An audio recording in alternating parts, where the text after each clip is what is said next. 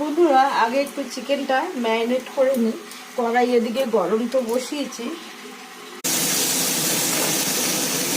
চিকেনগুলোর মধ্যে এইভাবেই বসাবো একটু যাতে ভাজা ভাজা হয়ে যায় আস্তে করে সাইজ।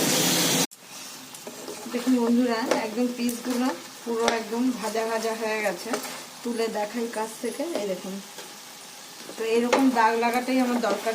এবার এর মধ্যে একটা পেস্ট বানিয়েছি, এই পেস্টটা দেবো, সেটা হচ্ছে দেখাই। এই যে কাজু বাদাম আছে, গোলমরিচ, দারচিনি, এটা দিয়ে আর একটু এটাও কমে যাবে। আর মাংসগুলো একটু ধরে দেখাই, একদম দেখুন সফট হয়ে গেছে।